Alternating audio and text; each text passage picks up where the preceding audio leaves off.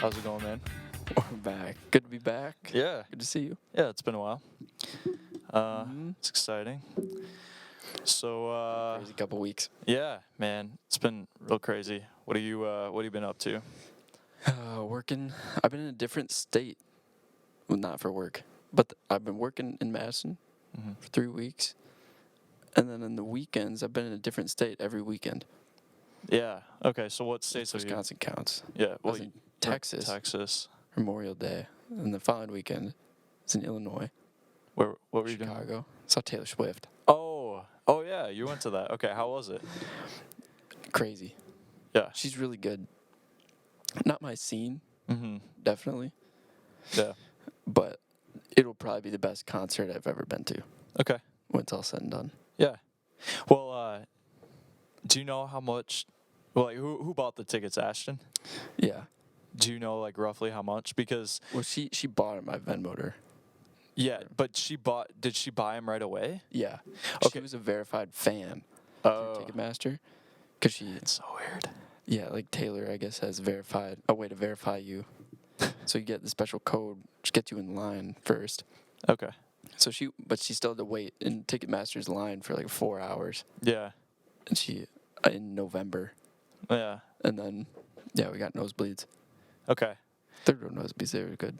Well, who was it? It was Rowan, Molly's friend. Yeah, I do. She was saying that I think she got the original tickets for like a couple hundred or something, but Mhm. she sold one of her tickets right before the show and sold it for like a couple grand. Yeah, I believe it. I was like, know. what?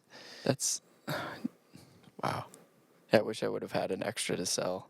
Yeah, man. That'd be sweet. It's like an investment almost, you know.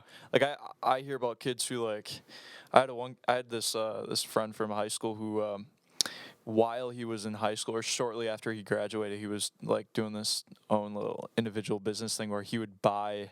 I think a lot of people do it, but he would buy shoes, like real rare shoes that would go on sale, you know, where you gotta like buy it out quick. And then he would like buy like all of these, you know, like spend like a couple $1,000, like thousands of dollars on like inventory, and then he'd just go, you know, sell it, eBay it, you know. And just make thousands and thousands Right. from it. So it's it's interesting. It's a hustle. Yeah. It's a side hustle. Yeah.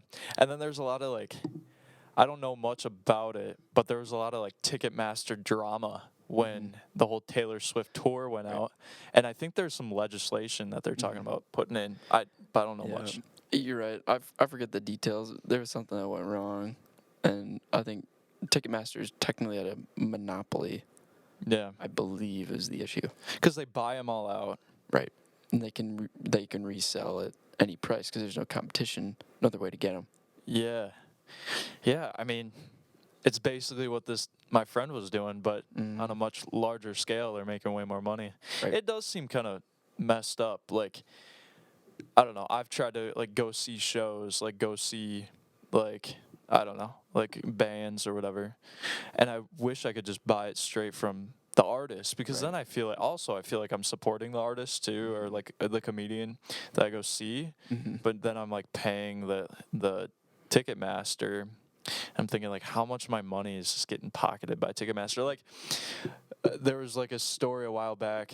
So one of my favorite bands, Blink-182, they went on tour for like the first time with the original crew this year, but they started selling the tickets like last year, and the tickets were like, it was like $600 to go to like the cheap. I think I remember their show in like Minneapolis or something. Like the cheapest ticket I could find for one ticket was like $300, and I think one of the guys in the band was just like on Twitter. He's like, I don't know why the tickets are this expensive. Like, this is kind of crazy. And you think people He didn't set the price. No, they don't set the price. What happens is, what I think happens, and I'd have to look it up. I think what happens is some sort of like company or some conglomerate with a lot of capital, they go to bands and they say, hey, Blink-182, if you go on a 3-month tour across the United States and you play 40 shows or 60 shows or something, something whatever, in this state, that state, whatever, we will pay you $5 million flat. Okay, Oh. so you'll get on our tour bus. We'll have our workers set up and tear down for you, but we'll pay you $5 million. And then they say yes or no. Then they play all the shows, and then this company, I don't know what kind of company it does, and then they book all the gigs, they set the prices, and then they pay people to it's a business. I think that's how it goes. I guess it kind of makes sense from the artist's perspective, though. If they're promised a set amount, Yeah. cash flow, there's less risk. Mm-hmm. But yeah, It keeps all those other guys in business doing that. right. Well, it just makes me think like a band like Blink-182. I mean, like all those guys, they're probably millionaires already. Like, why would they care if they're charging, each individual person, when they're tens of thousands of people who come to see him in Chicago, Minneapolis? Why would they care to charge each individual person $300? Right. Or $600 or whatever? Like, they're millionaires. Why they just want to play music for people? So it's got to be somebody else who's making the prices high, and so I would assume it's just a business. Yeah. It's just how it works. Result of our accessibility in the digital age, and Yeah. you don't have to go through, the physical. You don't need a physical anything. Well, I would assume it's different for small bands and stuff, because those, I mean, like, small indie artists or whatever, they're probably touring, and maybe not even breaking even, like people who just want to go play a ton of shows to get their name out there. And working other jobs. Yeah. Yeah. Cool. Yeah. Okay. So Yeah, that what was the third one was lame. yeah. It was just Wisconsin. Okay. All right. I was up north. Yeah. Yeah. On Trump Lake. Trump Lake, that's what it's called? Yep. Where up north? Where is this? The nearest town is called Wabeno. Wabeno. It's kind of more to the eastern side of the northern part of the Northwoods, pretty much. So what were you doing up there? I was visiting a buddy of mine whose parents have a cabin up there. Okay. Yeah. So we Do were some hanging out. Do some boating or something? I Or? mean, that was the plan, but the weather's kind of crappy. Was that this last weekend? Or? Yeah. Okay. Yeah. Yeah, I mean, it was. I thought it was fairly nice. Friday, Saturday, Sunday was kind of gross. Mm-hmm. Yeah, I can't believe you get like, what is it, like 50 degrees outside? Yeah. In June. Worst. In June, it's kind of crazy. Well, last weekend it was just so nice. Yeah, weekend before, yeah. Yeah. What was I doing the last weekend? Oh, I went to that's when I went to Milwaukee, I'm pretty sure. The weekend before. Oh. Weekend prior. Okay. Yeah, I was in Milwaukee. What were you doing there? That's when The show. I went and saw Molly and Rowan, and That's right. we went to Riverside Theater, Mm-hmm. and saw. Have you been to that theater? No. Not that I remember. I think it was on like Water Street, or it was nice. Mm-hmm. We walked around a little bit. We went to this. It's slipping the name of this like bar, distillery, restaurant. Some crap. Yeah, I don't Was it know. on the water? No, it wasn't on the water. It was in the city, but it was like 4 floors. They had a kitchen, but it was mainly like a bar, distillery, and they had a rooftop with bulb lights. So we were just walking down the street, and women, when they see bulb lights, it was like it was like a, I don't know, it was like a gnat to a light, Yeah. or a fly to a light or whatever. But yeah, and so we were like, okay, let's just go up there and look around, and went up there, bought a drink. It was cool. But Sweet. yeah, we ran into a guy from Florida, and I was like, do you like your governor? And he was like, hell yeah, I love my governor. Then we started talking politics. Classic. Yeah, he thought I was putting him on. Like, I don't believe you guys. You guys aren't conservative. And I was like, What? well, yeah. I mean, because we're in Milwaukee. He's not from Wisconsin, and he just, he probably just thinks we said we're from Madison. He's like, He's like, not bunch a chance. Yeah. Well, we weren't lying, but yeah. Brings up a good Nice. topic though. I don't know if you heard in the news, but Probably not. no. I've been away. Well, Trump was indicted on federal crimes now. He's being charged federally now for. Did you hear about? Do you remember hearing about how, like, this is probably a while back, like last year, the FBI raided Mar-a-Lago, and they found a bunch of like confidential documents or whatever. Well, they're charging him on that for having the confidential documents and Was information. it while he was president? No. It was after. So this was last year. Oh. And he kept some of it, didn't declassify it. It was classified information. And he kept it. And so they're going to charge him on, mishandling of these documents. Mm-hmm.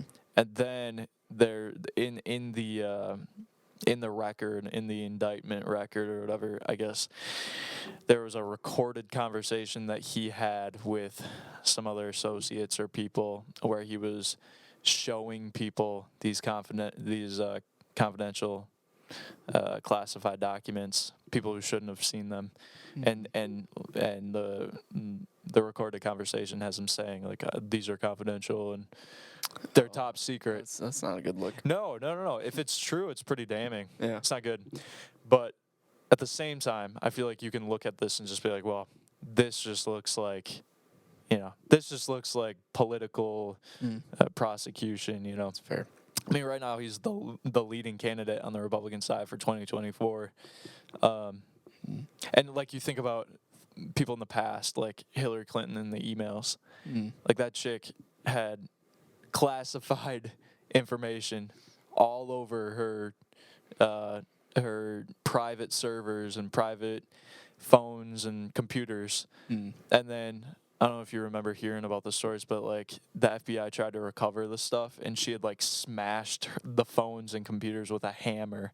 And there's some like real sketchy process called like bleaching the files or whatever. So it was like all gone. But that shit was on like a private, unsecured server. And I don't know how much you remember because it was almost What was it? It's almost a decade like ago. 9 years ago. Yeah. Almost a decade ago. I mean, I remember just hearing about Hillary's emails. Yeah. I didn't know about the confidential. Well, they'd have to prove like who she showed it to, right? No, I mean the crime would be that you have classified information on your private server that you're not supposed to have. You're not a person who has the power to declassify things, and you don't have this clearance to even have it. So you shouldn't even have it on a private server. So what happened was at the time, and I'm like going off of just like my vague memory of this. So what happened at the time was you had James Comey, I can't remember, the FBI director. Yeah. And he said, we're not going to prosecute Hillary Clinton because there was no malicious intent.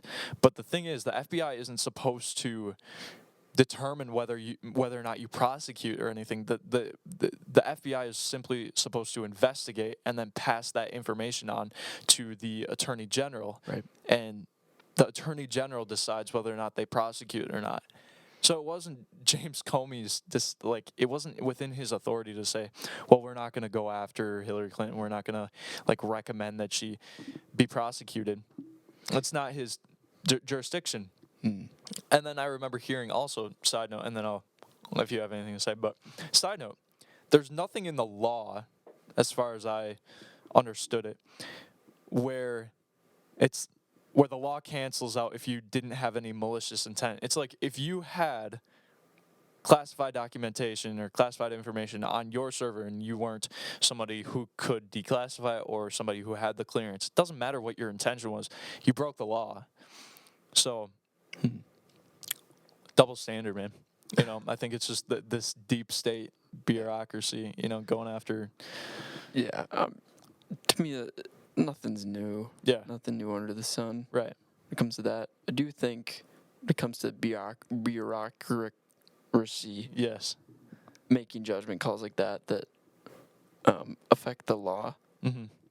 or whether or not the law is investigated and enforced, that's an issue. Yeah. For tons of different reasons, not just with the FBI. And then, yeah, I mean, double standard. Well, the scary thing is like presidents have been doing that. Like presidents hold on to classified information. Like they just last year, Joe Biden, or maybe it was earlier this year, they found Joe Biden had like classified information in his garage. They like raided his home in Delaware or whatever and found like a ton of, like, this was national news. Mm-hmm. But nothing's gonna happen to him. Right. They raided Mike Pence's estate and they found some classified information. Like from what I know, it seems like every president kind of holds on to this or that, like a pride thing. Mm. But this marks a change where they're actually going to prosecute a former president, Mm-hmm. and not only a former president, but a leading contender on the Republican next side. election. Yeah, for 2024. Basically, Joe Biden's biggest rival. Yeah. I mean, it's hard not to see it as a politically motivated move. Right. And, given the precedent for it, it's never been something that Right. anybody who's, whether he's a post-president or not, like he could be president Yeah. in the future. Right. Yeah, it's hard not to see it that way, especially if the precedent for people before him, nothing led to it, and they said, "Oh, there was no malicious intent." Like, Yeah. it's hard to imagine there'd be malicious intent in Yeah. here. No, I mean, obviously, like we were talking about before, some of the things in the record of the indictment, like Trump was sharing these classified information, was talking about it. He shouldn't have. Okay, so that's bad. I mean, it's damning. It's not good. And I wouldn't argue that it's okay. What I would argue is, okay, so you're going to prosecute Trump right now, and like I think it said that he could possibly like go to jail for some amount of years and yada yada yada. If we're going to do that, fine, let's do it across the board. Let's do it to Hillary Clinton, let's do it to Mike Pence, let's do it to Joe Biden, let's do it to everybody. Let's just sit back and laugh about it. Yeah, right. It's kind of ridiculous. And like it almost seems like this is like a turning point. Like, okay, so the deep state does this to Trump. So how are Republicans going to react? I mean, my inclination would be Republicans aren't going to retaliate because I think that they're kind of weak. But like what kind of precedent does this set now?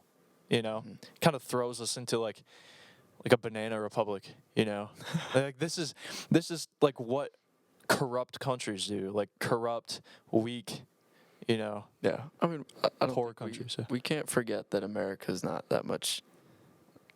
any less evil than any other country.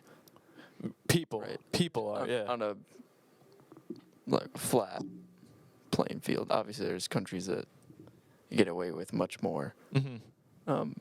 But right, like Yeah. I mean, it's made up. It's a country made up of sinful human beings. You're right. It's never going to be perfect. Yeah. So that's interesting. And okay, so let's say he's charged or whatever. Like what does that mean for the race? Like what does that even mean? I don't know. I'd imagine there's got to be some type of law about who can assume office. Yeah. Like you got to be free of, can't be like within. Because trial or. I think he's on trial right now. I don't know. I don't know how it goes. Like for the Republican national convention or whatever Yeah. the selection process. But that's the thing. He's the most popular. He's like the leading candidate right now. Yeah. So is the RNC? I think it'd be their call. Yeah. I know, but so it's their call. So what are they going to do? Are they going to kick Trump off the ticket and spurn I don't all think of they these? could. Yeah, no, like they would. They couldn't. There's no way they could. Right. Because I think then, unfortunately, you would have a lot of Trump voters who would just not vote, even if the nominee was somebody formidable like DeSantis. They probably just wouldn't vote, and we'd lose to a vegetable again. You know. Yeah. Like I say that jokingly, but I think Biden has to be the easiest president to be like the weakest candidate. You know. He might be one of the weakest human beings. That's true. I'm like just looking at him. I've Yeah. never talked to him, never met him. I can't make that judgment call, but I mean, he's certainly old. Mm-hmm. Yeah, it'll be interesting to see how it all shakes out. Honestly, I probably share the same view on as many people. Like, you just kind of tired of all of it and don't really care. And I mean, we'll just see who's on the ballot when it's November of 24. Right. You know, Right. and make a decision then. Like, Yeah. can't really do anything about it now. Yep. What was the thing that we were talking about earlier? It's slipping my mind, but the article that you said you read the other day. Yeah. Curious your thoughts on this. This might relate a little bit to the bureaucracy making decisions. I don't know personally who really makes these types of decisions, but there's some school districts that are trying to shift, I think for the upcoming school year, Mm-hmm. into 4-day school weeks. And you were Right. talking about how there's some like corporations, maybe companies in other countries that have that kind of become normal. Yeah. 4-day work week, but I'm curious how it would be for school. Well, my worry about it in general, I guess, even with workers, is it just produces a less productive society. If your baseline is only working or learning for 4 days, 4 out of the 7 days of the week, I don't know. I just think that's going to produce a lazier, less productive society. Mm-hmm. I mean, yeah, I think just in general. So this is like a policy or a move that a lot of like European countries are trying to get into, right? I think I've heard that, and I would just say my assumption is that there's some connotation or stigma that Americans are like harder working than like European countries, and maybe that's totally wrong. I feel like that's something I've heard. That Depends. I've heard it in a negative light. Like Americans, all they know is work. Like all they know is just 40 hours a week. They don't, and they don't have any free health care or anything. They're just, greedy, working all the time. That's like the image I've heard. And then Europeans are like more laid back. They, get subsidies from the government. They work less. They drink tea. They're happy. Yeah, they drink tea. They're happier with their tea, and so that's Their expression would be like have their cake and eat it too. I guess. I don't know. Well, I guess that's how they've been doing it. They work less and they're happier and they get all the free things. I don't know how it Come to works. America. Right. Well, that's what I feel like most people enjoy America more, more opportunity to make money. Mm-hmm. But so yeah, I mean, as far as school goes, yeah, I mean, I'm assuming this would be a move that is made in public schools. Probably not. Yes. Private schools. And I think public schools already seem like they're lagging behind, especially after the pandemic. Well, could you imagine a group of fourth graders? When you're in fourth grade, could you imagine having a 3-day weekend every week? Yeah, no, that's like I said. I think it will just breed improductivity or however you want to say it. Because yeah, nobody. Yeah, I think most kids on a 2-day weekend, you just go home and you like, what do? You don't really do much. Um, You have enough time to relax for a little bit, and then you get productive again. But taking 3 days off, you remember whenever you'd have a Friday off of school, when you Yeah. were little, nobody, like, you don't really get anything done on that Thursday before the big weekend. right. It's funny that we're talking about public schools and how they're kind of lagging behind. I just saw this article probably like a couple months ago, and I sent it to my parents, but it's from I think it's from Michigan's watchdog capcon.com. Michigan Capital Confidential.com, something like that. This is the headline. It says only 5% of Detroit 8th graders read at a proficient level. Isn't that ridiculous? Yeah. It's like this isn't the only example of like these gross, underperformances in public schools. So the fact that there would be any sort of move to going to school less time during the week, that would be insane. Now, okay, maybe the counter argument or the full argument is, okay, we go to school less during the week, but we have more weeks. Because I've heard plenty of arguments saying like, okay, let's get rid of this 2-month, 3-month summer or whatever. I think like there are schools in California that like have almost rid themselves of like this super long break. Right. They have kids in school year round.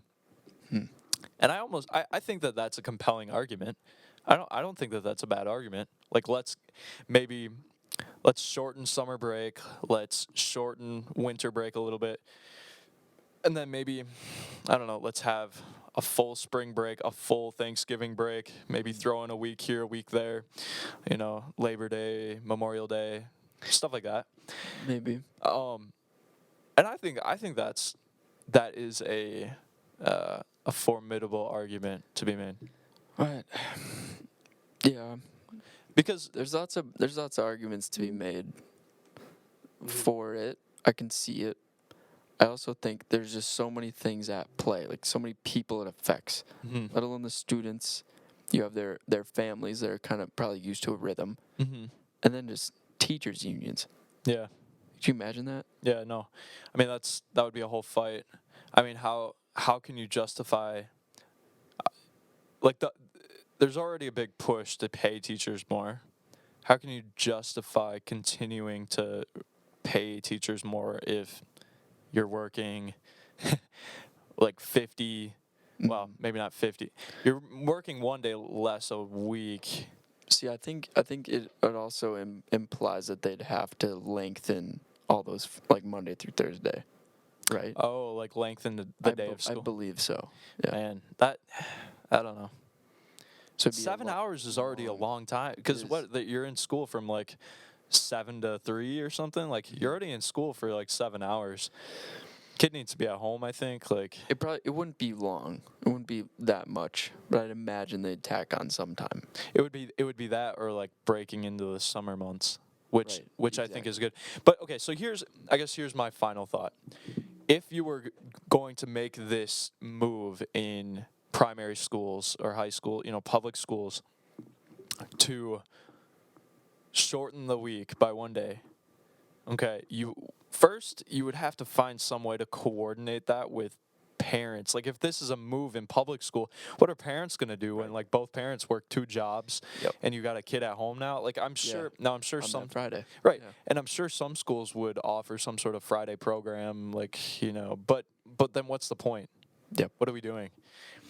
So You'll just separate the haves from the have-nots even more. yeah, it seems impractical.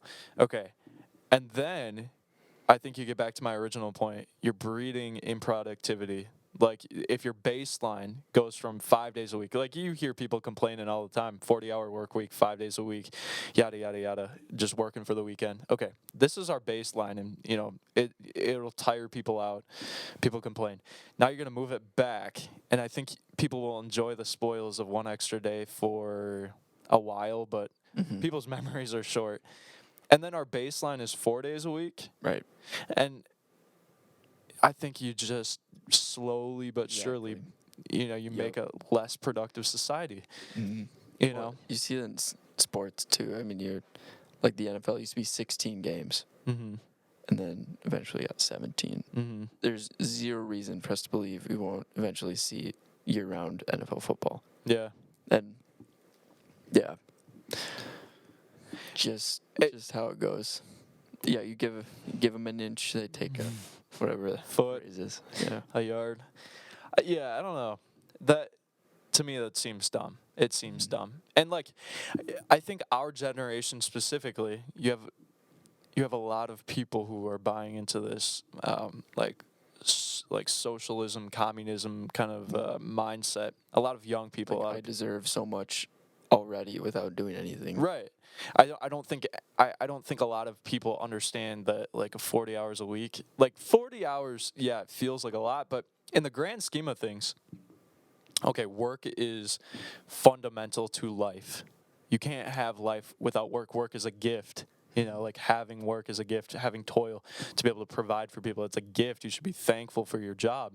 Okay, 40 hours is not that much. It really isn't. It's not. And like the fact that you get 2 free days to do whatever you want. I mean, I don't even think I can like put it in terms of days. It's just 40 hours isn't a lot, especially when you have people who work way more. Yep. Some people bust their ass, you know. Mm-hmm. Yeah.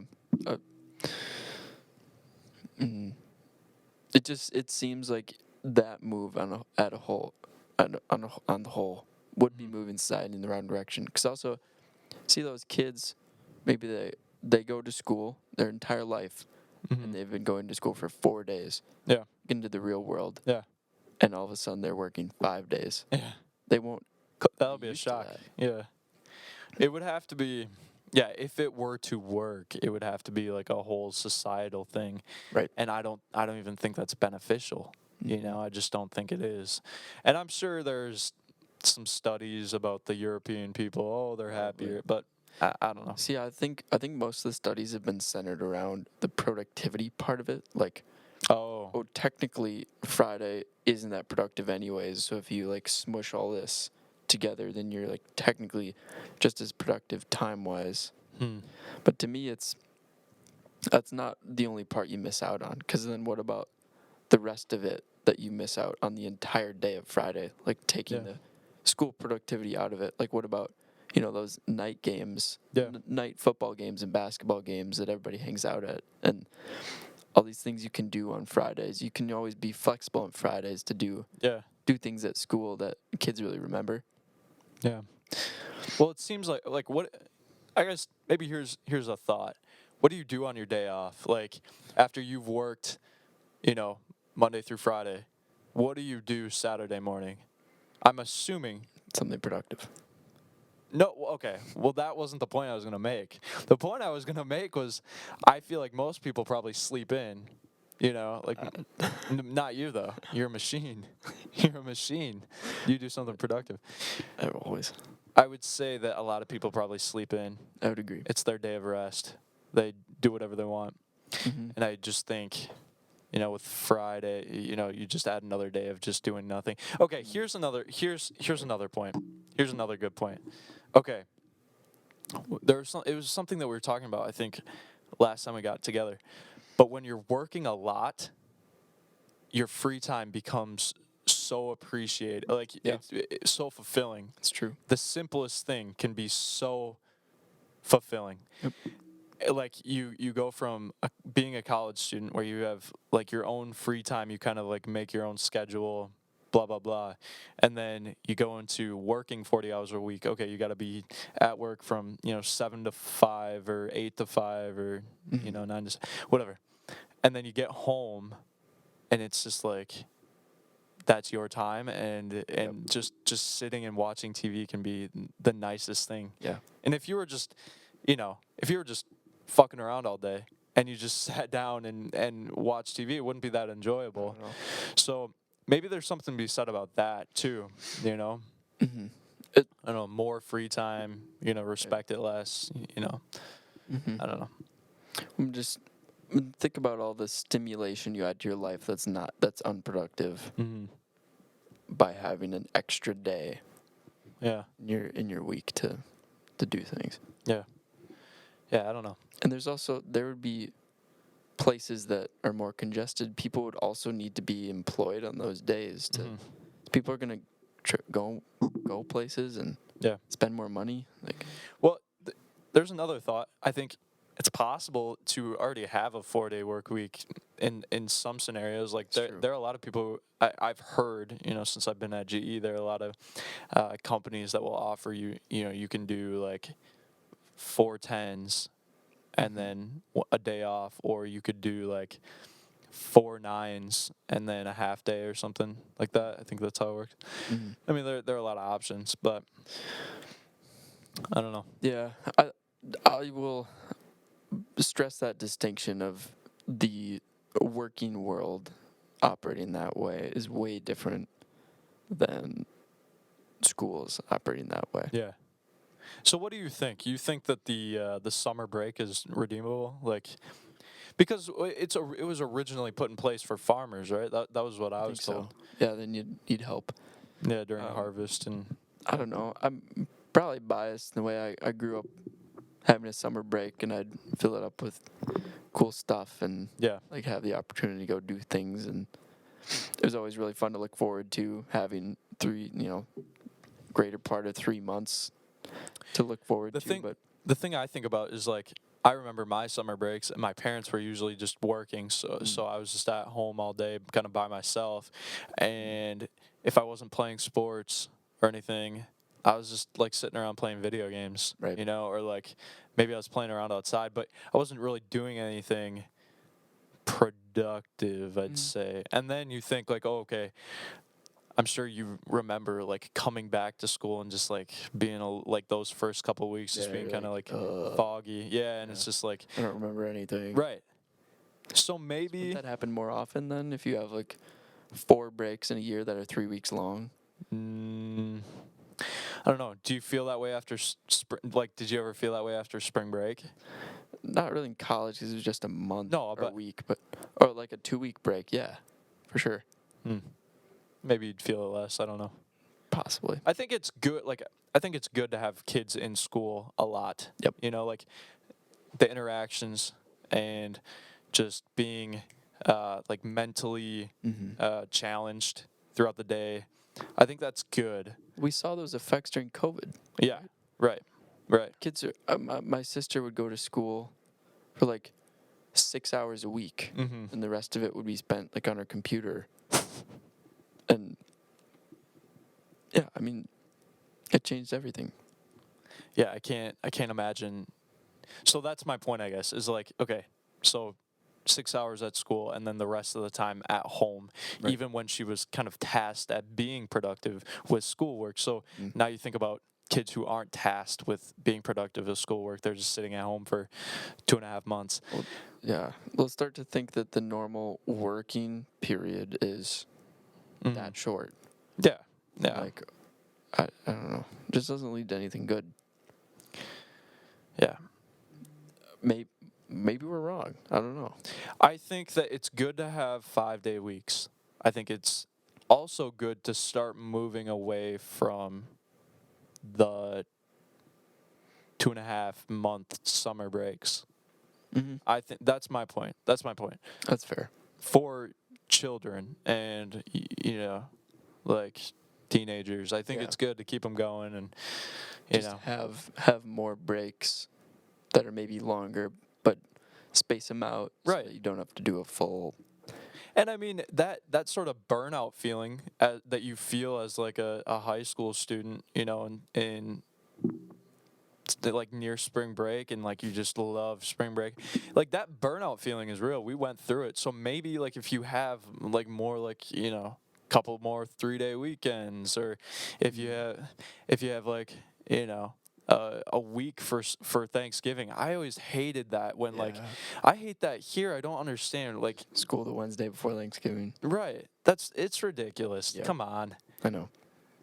So why not add a break there? Yeah. And people are itching for that break too. Like nobody even shows up in college, at least nobody even shows up to class that week. And I'm sure in public elementary, middle school, high school, or whatever, I'm sure like if families are traveling, there's probably tons of kids who are just like Oh, yeah. not at school. Yeah, those days would happen all the time over those breaks. Like, hey, half the kids would be gone. Right. Yeah. Okay. But, oh, good thoughts. Yeah. Wait, I think we're on the right track. Okay. I got an Am I the Asshole? Okay. To close this out. Yep. All right. This one's called The Out Earner. So after 30 years of steady progress, I'm making pretty good money. Like, I recently adjusted my 401k, so I won't overpay into it this year, and the change in my take-home pay is more than my roommate pays in rent. In my sort of Wait, low rewind. end, What was that? What did he say? yeah, that's a weird paragraph. Basically, the guy's like, he's making good money. Mm-hmm. So the change in his take-home pay is more than his roommate pays in rent. And they kind of live in an ugly house, in a low-end house, in poor neighborhood. Oh, I see. He's He's changing got it so roommates. he's changing it so he's paying less into his 401k. So the change is like he's gonna keep more money than his roommate even pays for rent. That's what he's saying. That's a lot of money. Oh, yeah. The change in my take-home pay is more than my roommate pays in rent. Yeah. Yes. That's a lot of money. Yeah. Okay. Yeah. Keep going. Keep going. So he makes way more than his roommates. Yeah. That's a baseline. Both of my roommates and several friends are constantly struggling financially. Try to help by drastically undercharging on rent. They probably pay half what the going rate is for rooms in my city. So I think he kind of owns the place, and being the one who buys, he's also the one who buys like takeout on movie nights for them all.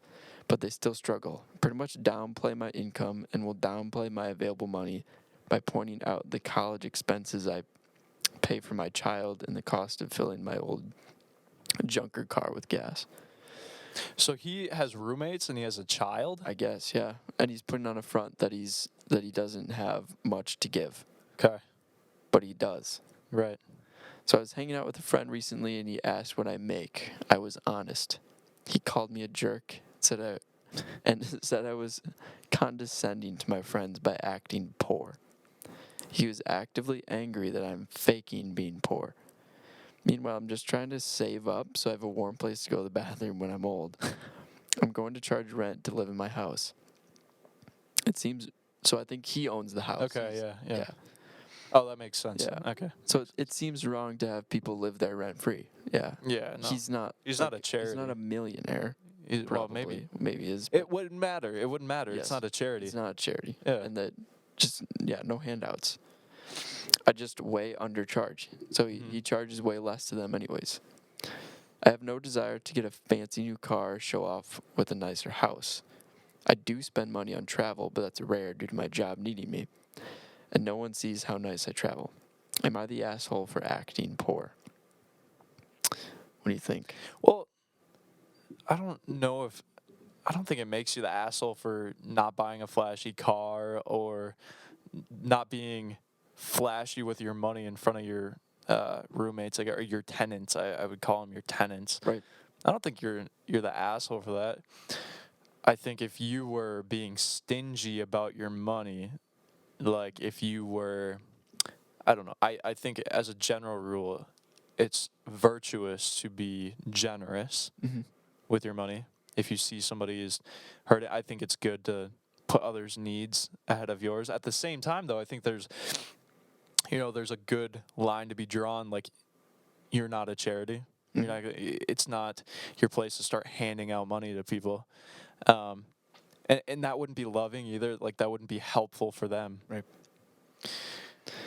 He never lied to him, ever. Right. He just wasn't. It's not wrong to be frugal. Right. And he was definitely making their lives easier. Right. Still. Yeah, and it's also not your place to, like, know. It's not your place to know how much someone makes or how much money they have, and it's not your place to expect them to make things even easier for you because they have money. Right. That's such an entitled thing to feel. And Yeah, but also like if you were someone who had a lot of money, I think it's also a little distasteful to just be flashy with it. Yep. You know, or it's also distasteful to be handing out money. Mm-hmm. Like Katie and I were talking about this a while back. We're just talking about like family. Like if we like let's just say like we become super wealthy. I don't know, because we're both gonna be engineers. Just raking in the money, whatever.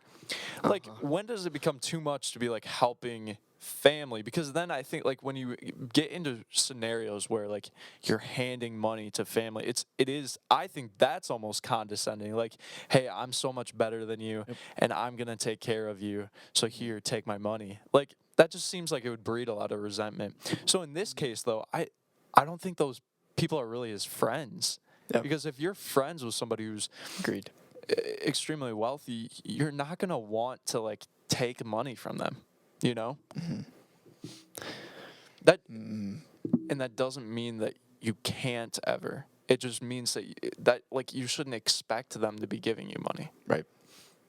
Yeah. Like to call him a jerk for saying like, how dare you not give us more, or Right. like how dare you still charge us on rent, and like that's not a friend move. It's sure. entitled. It's just to expect. I don't know. I think we have a different perspective on it because we see resources that we've been given as like it's our responsibility to steward them well. Mm-hmm. But it can't be anybody else's call, right?